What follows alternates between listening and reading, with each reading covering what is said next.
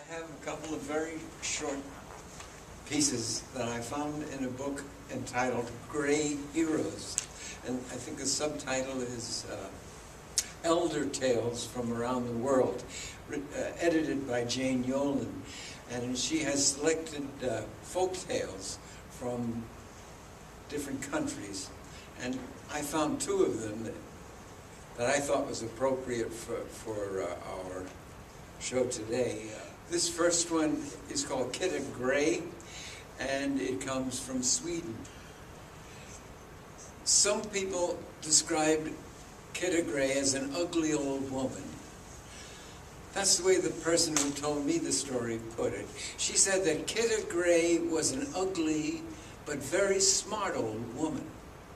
So smart that she could even outwit the devil himself. This story's about one of those times. One day, Kitta Gray made a bet with the devil that she could beat him in a foot race. She proposed that they should race from one side of the swamp to the other. This was a swamp down by Close, near Västergötland. You may know that swamp. Well, it's a good-sized swamp, very muddy. She said that she would race him back and forth across that swamp until one of them gave up. Kitta Gray promised that if the devil could beat her in this race, she would give herself to him. She meant that the devil could have her soul for all eternity. When the race started, they both ran off into the swamp. It was not long before Kitta Gray fell behind. But the devil didn't notice. He was so intent on racing ahead. He was determined to win this bet. He was surprised when he emerged from the swamp on the other side. There was Kitta Gray peeking out at him from behind a bush. That old devil turned right around and took off through the swamp again. And Kitta Gray was right behind him. But when he reached the other side, there she was, laughing, mocking him. They continued like this, back and forth, until the devil, completely exhausted, had to give up.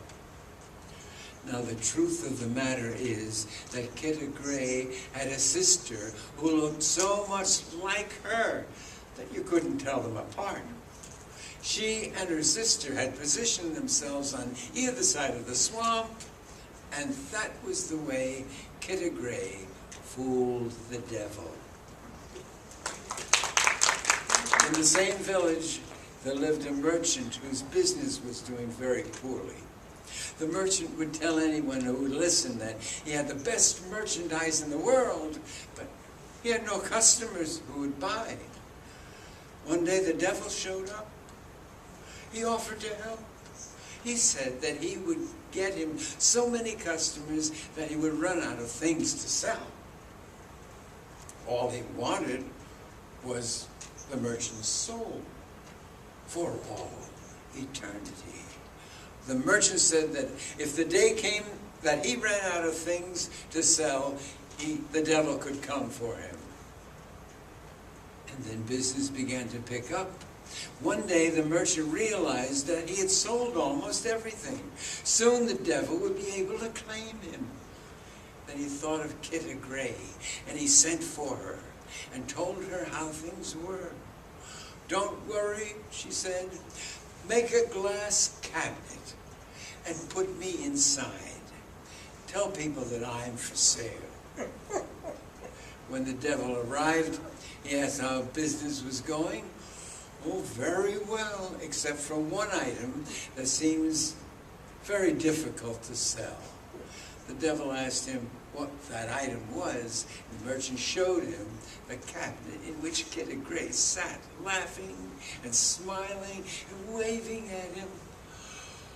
The devil saw her. He said, "Anyone who knows Kitta Gray would never, ever buy her." He rushed out of that door, and he never came back.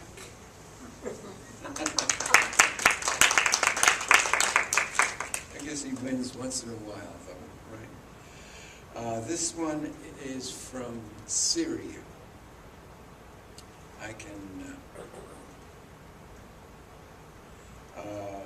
it's called The Talking Turkeys. Once, when the Sultan was sick, he did not leave the palace for 30 days. Finally, he recovered and felt well enough to step out. Now it happened that a sly old woman saw him and hurried into the women's reception hall to congratulate the queen on her husband's recovery. As she was sitting in the queen's presence, the old woman noticed that there were about 100 turkeys in the courtyard outside the window. So she said to the Sultan's wife, "O queen of our time, can these birds of yours talk?" Of course, the queen said, "No.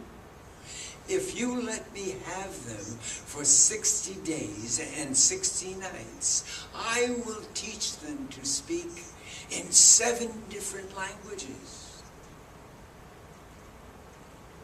The queen agreed to have the birds trained. "But," said the old woman, "I will need provisions.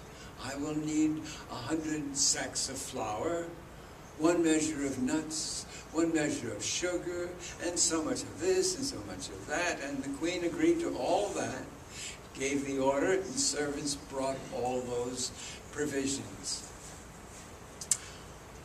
When the 60 days were almost up, the old woman came to the queen looking very upset and distressed. And she said, "These birds of yours are saying strange things, and as much as I try to stop them and even beat them, they will not change their song."